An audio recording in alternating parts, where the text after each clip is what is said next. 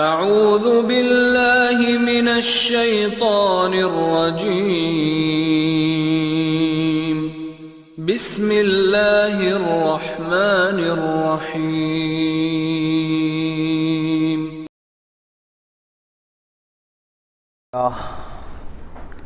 ان الحمد لله نحمده ونستعينه ونستغفره ونعوذ بالله من شرور انفسنا ومن سيئات اعمالنا من يهده الله فلا مضل له ومن يضلله فلا هادي له واشهد ان لا اله الا الله واشهد ان محمدا عبده ورسوله ارسله بالحق بشيرا ونذيرا. أما بعد فإن خير الحديث كتاب الله وخير الهدي هدي محمد صلى الله عليه وسلم وشر الأمور محدثاتها وكل محدثة بدعة وكل بدعة ضلالة وكل ضلالة في النار. فأعوذ بالله من الشيطان الرجيم. بسم الله الرحمن الرحيم. إن عدة الشهور عند الله 12 شهرا في كتاب الله يوم خلق السماوات والأرض. وعن أبي هريرة رضي الله تعالى عنه قال قال رسول الله صلى الله عليه وسلم لا عدوى ولا طيرة ولا هامة ولا سفر وفر من المجذوم كفرار الاسد. رواہ البخاری و مسلم. محترم بزرگوں، نوجوان دوستوں، پردہ نشین خواتین اسلام اور میرے چھوٹے بھائیوں، ہر طرح کی بڑائی، بزرگی، کبریائی اسی اللہ رب العالمین کے لیے لائق اور زیبا ہے جس نے ہم تمام کو توحید کی نعمت عطا کر کے ہر قسم کے بدعات سے، خرافات سے دور رکھا اور محفوظ رکھا. لاکھوں درود و سلام ہو جناب محمد رسول اللہ صلی اللہ علیہ وسلم پر، جن کو کامل نمونہ بنا کر ہم تمام کی طرف مبعوث فرمایا. سامعین کرام، آج ہم جس ٹاپک پر، جس عنوان پر بات کرنے جا رہے ہیں، ہمارا عنوان ہے ماہ سفر اور بدشگونی. ہم نے اس عنوان کا انتخاب اس لیے کر رکھا ہے کہ آج سفر کی 11ویں تاریخ ہے اور ماہ سفر میں بہت سارے لوگ خرافات کے شکار ہوتے ہیں اور بہت سارے لوگ نحوست کا عقیدہ رکھتے ہیں. اسی پس منظر میں ہم نے اس عنوان کا انتخاب کر رکھا ہے. سامعین کرام، زمانے جاہلیت کی بے شمار چیزیں اسلام آنے کے بعد مٹ گئیں اور مٹا دی گئیں. ان چیزوں میں سے دو چیزیں ہیں جو زمانے جاہلیت میں بہت زیادہ پائی جاتی تھیں. پہلی چیز جس کو نسی کہا جاتا ہے. نسی کا مطلب زمانے قدیم میں اسلام آنے سے پہلے لوگ مہینوں کے ناموں کو چینج کرتے تھے. جیسے فار ایگزامپل یوں کہتے بھئی سفر کا مہینہ شروع ہو گیا تو اب کوئی آ کر سردار اعلان کرتا نہیں یہ سفر کا مہینہ نہیں، ذی الحجہ کا مہینہ ہے. یہ سفر کا مہینہ نہیں بلکہ رمضان کا مہینہ ہے. یہ سفر کا مہینہ نہیں بلکہ ربیع الاول کا مہینہ ہے. وہ سردار جو مہینے کا نام لے کر اعلان کرتا وہ مہینہ ہو جاتا تھا. یعنی مہینوں کو کبھی اپنے حساب سے آگے کرتے تھے، کبھی اپنے حساب سے پیچھے کر لیتے تھے. اس کو نسی کہا جاتا ہے. اور اسی طرح مہینوں کو چینج کرنے کا طریقہ بھی یہ تھا کہ حج کرنا ہے تو 2 سال تک ذی الحجہ میں حج کریں گے، 2 سال تک پھر محرم میں حج کریں گے، پھر 2 سال تک سفر میں حج کریں گے، پھر 2 سال تک وہ ربیع الاول کے مہینے میں جو ایسا حج کریں گے. اس طرح وہ اپنے حساب سے حج کو تبدیل کر لیتے تھے.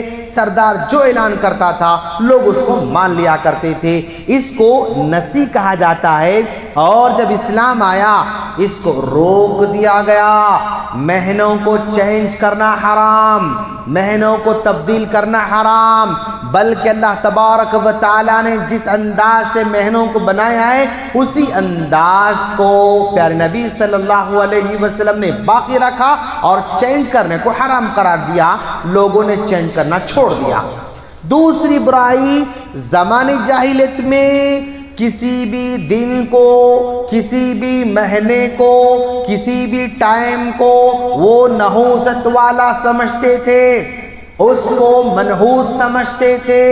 تو وہ برائی اسلام آنے کے بعد پیارے نبی صلی اللہ علیہ وسلم نے مٹایا، لیکن پھر بھی وہ آج بھی برائی باقی ہے۔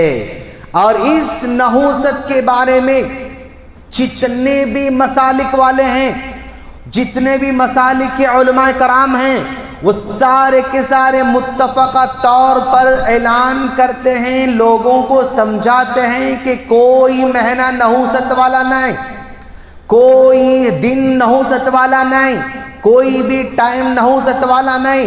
ہر مسلک کے علماء سمجھاتے ہیں، لیکن علماء کرام کے سمجھانے کے باوجود بھی لوگ اس کو ایکسپٹ نہیں کر رہے ہیں، لوگ ان علماء کرام کی باتوں کو نہیں مان رہے ہیں، بلکہ ان کے دلوں میں خوف سا بیٹھا ہوا ہے، ان کے دلوں میں خوف سا طاری ہوا کرتا ہے۔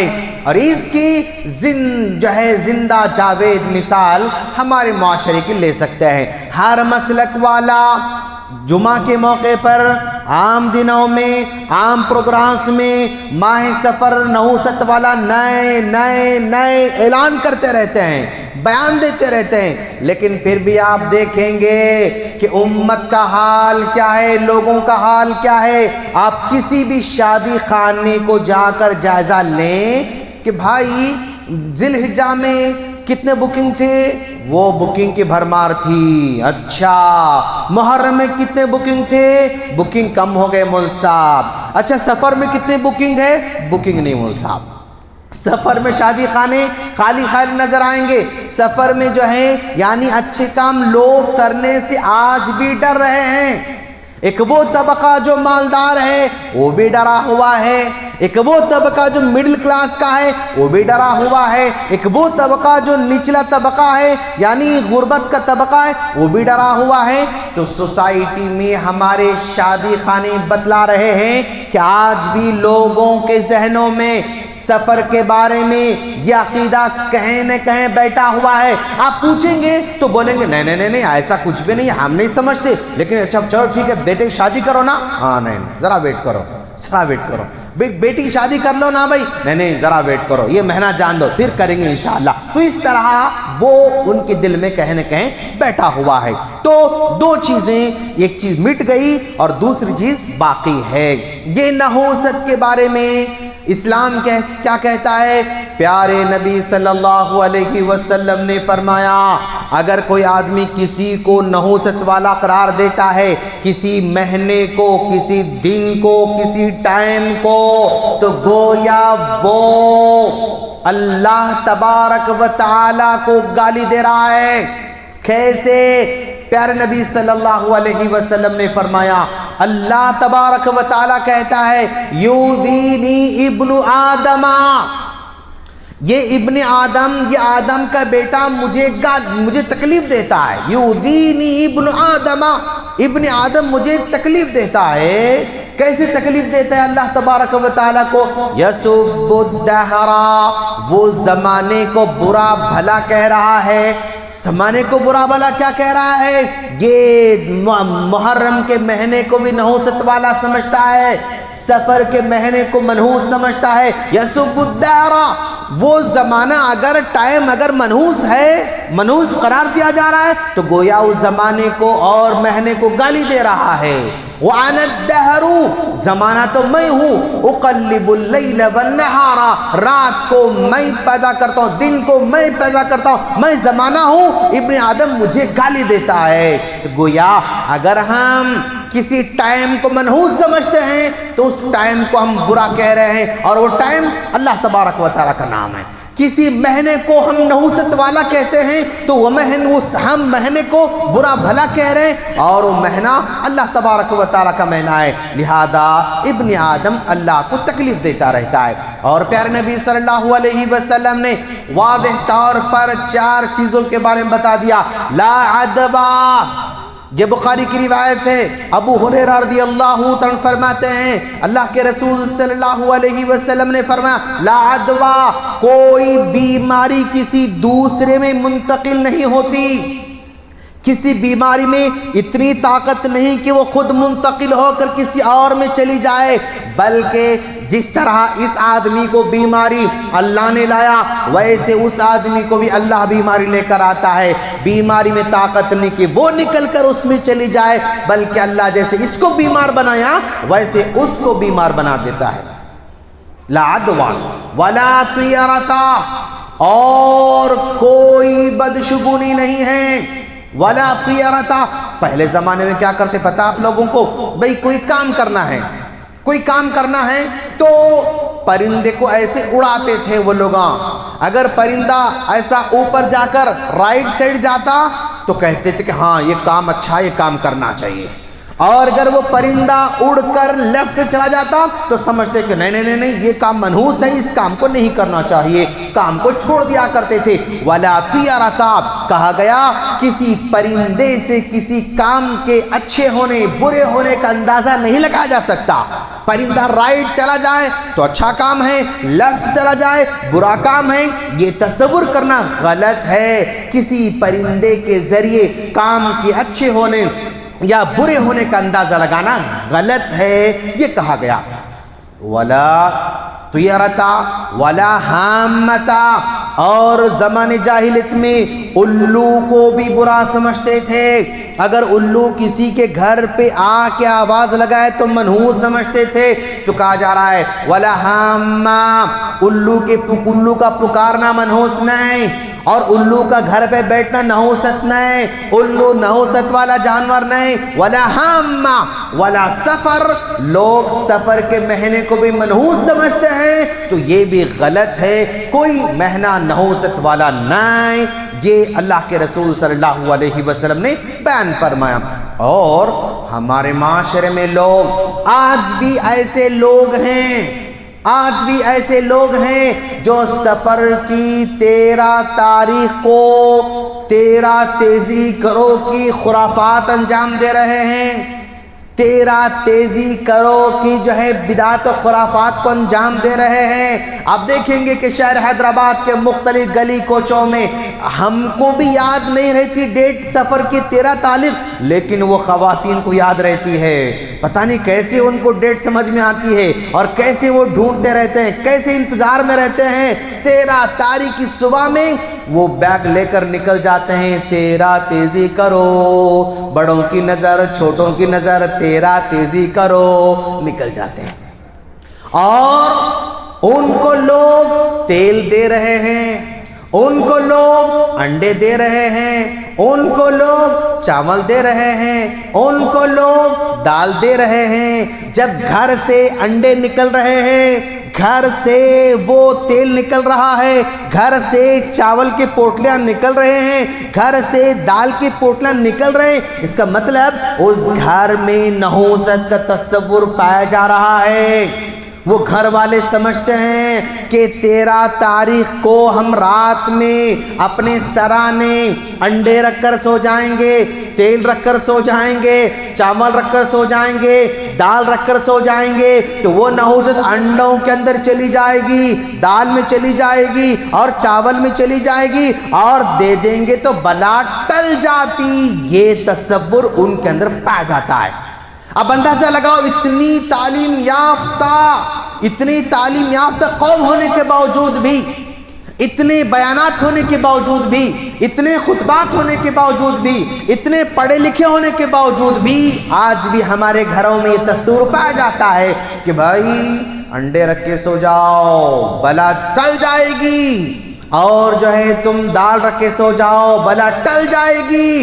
اگر بلا انڈے میں جانے والی ہوتی اگر وہ بلا دال میں جانے والی ہوتی تو صبح میں جو خاتون انڈے لے کر جا رہی اس میں بلا آنا چاہیے تھا، لیکن اس کو تو بلا نہیں آتی، وہ تو کھا کے مست رہ جاتے ہیں۔ وہ لوگ دال کھا رہے ہیں، انڈے کھا رہے ہیں، تیل کھا رہے ہیں، ہاں سب کھا رہے ہیں وہ لوگ، لیکن بلا ان پہ اثر نہیں کر رہی۔ اس کا مطلب یہ ہوا کہ یہ خرافاتی تصور جو زمانے قدیم سے آتا جا رہا ہے آج بھی ہماری سوسائٹی میں پایا جا رہا ہے، جو کہ ٹوٹلی غلط ہے۔ کب تک سمجھائیں گے؟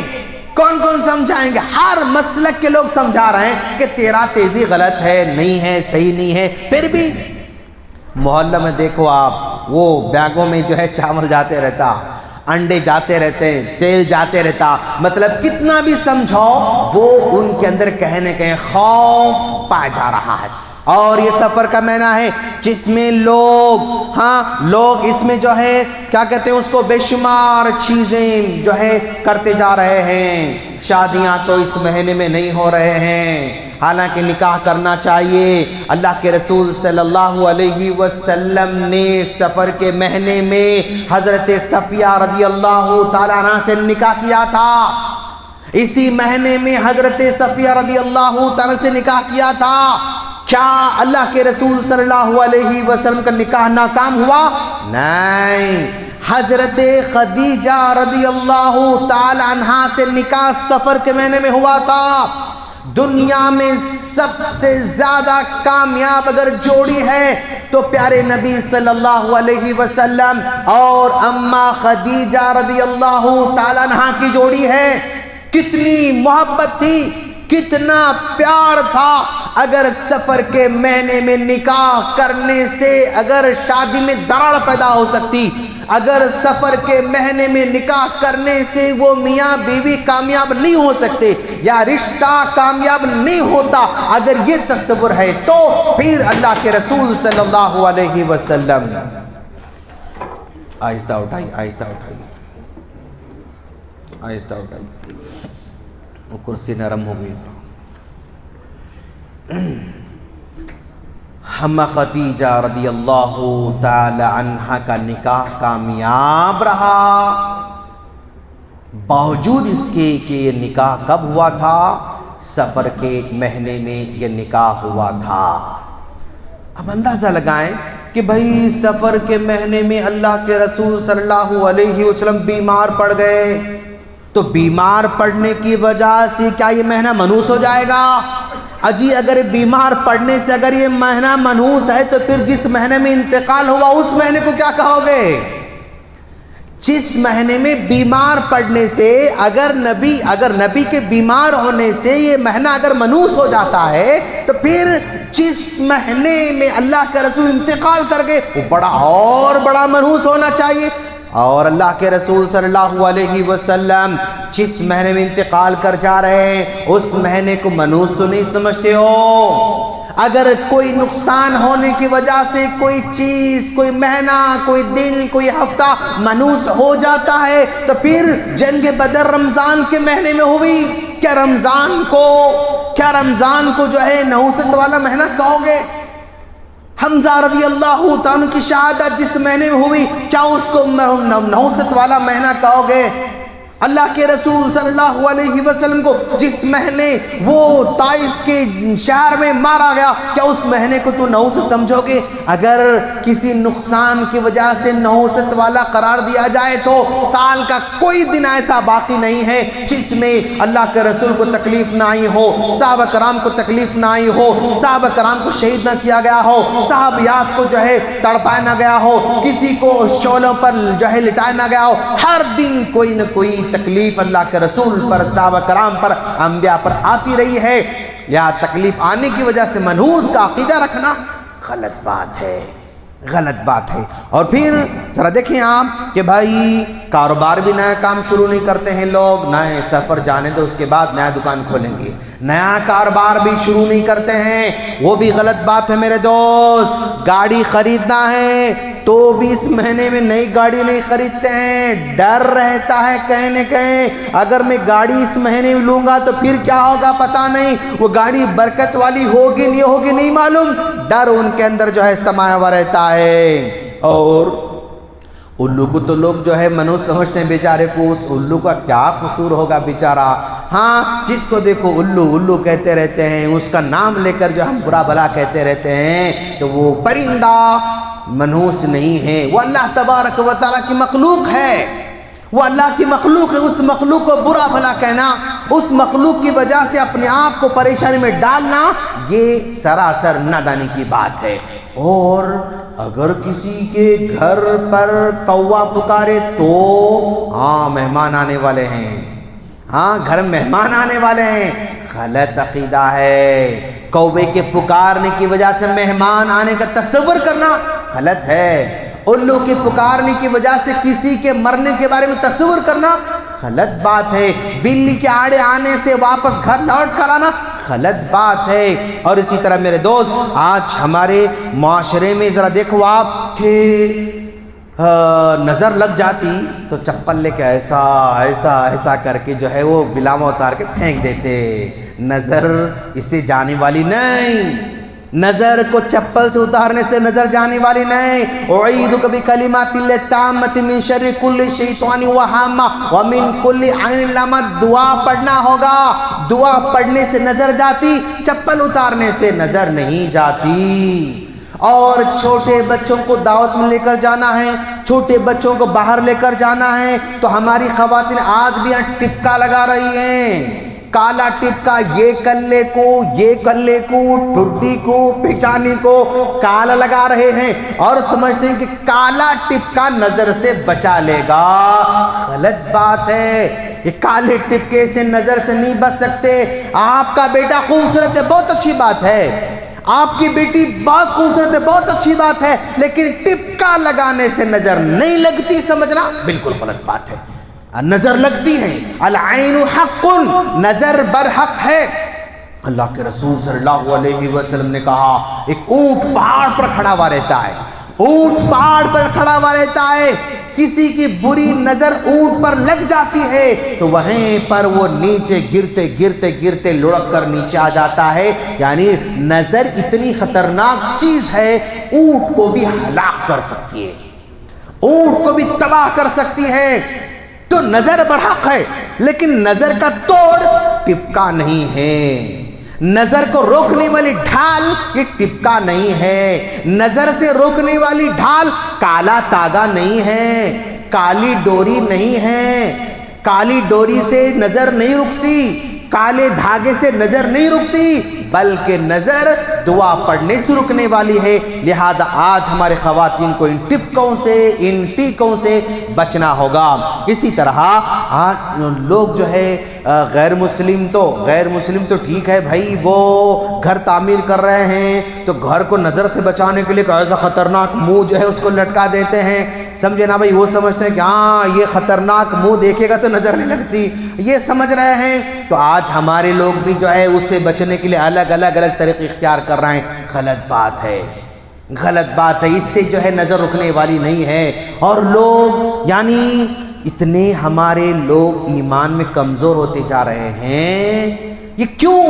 توحید مضبوط نہ ہونے کی وجہ سے یہ عقیدہ کمزور ہے میرے دوست. توحید اگر مضبوط ہے تو یہ بلاویں سے، مرچیوں سے، لیموں سے ڈرنے والا نہیں ہوتا ہے، یہ ٹپکوں سے ڈرنے والا نہیں ہوتا ہے، دھاگوں سے ڈرنے والا نہیں ہوتا ہے. عقیدہ کمزور ہے، کسی کا عقیدہ کمزور ہے تو آپ دیکھیں گے، ایک ایگزامپل بتا رہا ہوں میں، مثال کے طور پر یہ گھر والے کا عقیدہ کمزور ہے تو آپ فجر کے ٹائم پہ وہاں سے گزرتے گزرتے گھر کے سامنے لیمو رکھ کے جاؤ.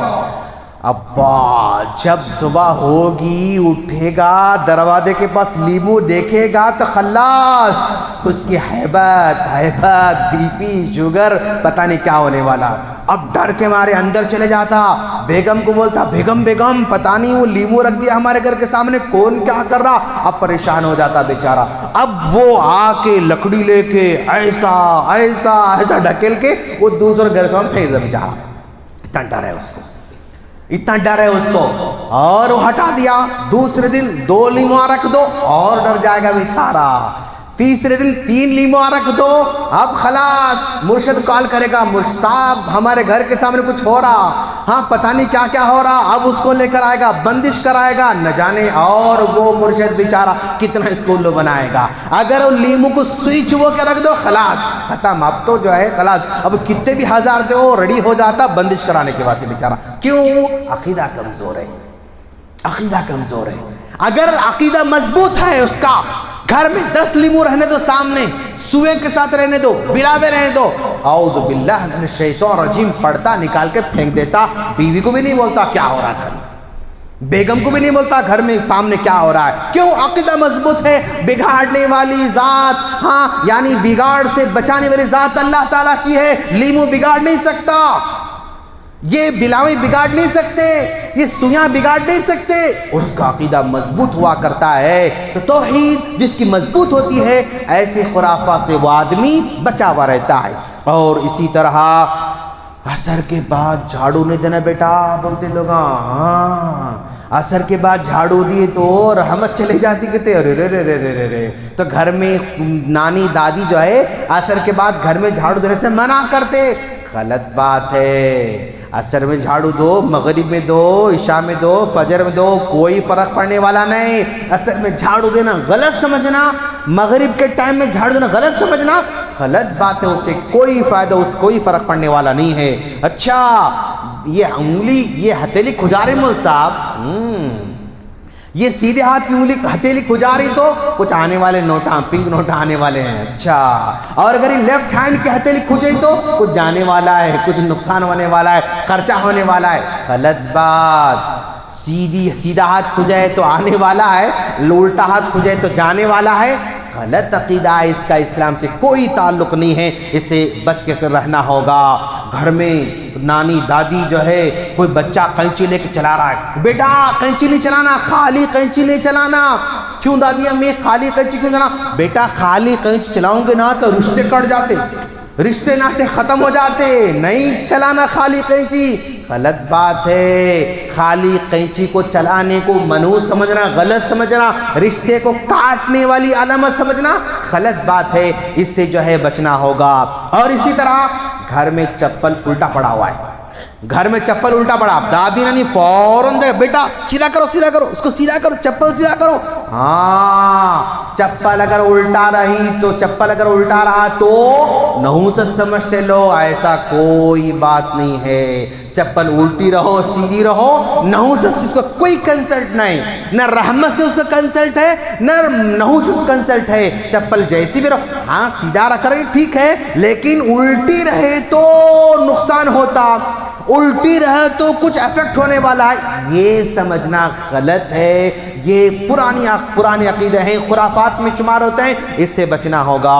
اور اسی طرح آپ لوگ دیکھے ہوں گے دادی اماں، نانی اماں جب جو ہے نماز پڑھنے کے بعد ایسا ہٹتے ہیں تو وہ جائے نماز ایسا ٹیڑھی ایسا الٹا کرتے ہیں، ذرا فولڈ کرتے ہیں، جائے نماز فولڈ کرتے۔ اب پوچھیں گے نانی امی یہ نماز تو پڑھ لی، آپ یہ کونا آپ ایسا فولڈ کرے کئی کو کرے؟ بھائی بیٹا یہ نماز یہاں اگر فولڈ نہیں کر تو شیطان نماز پڑھتا۔ اچھا اگر یہ جائے نماز کو فولڈ نہیں کرے تو شیطان نماز پڑھتا، اس لیے ہم شیطان نماز نہیں پڑھنے دینا چاہ رہے۔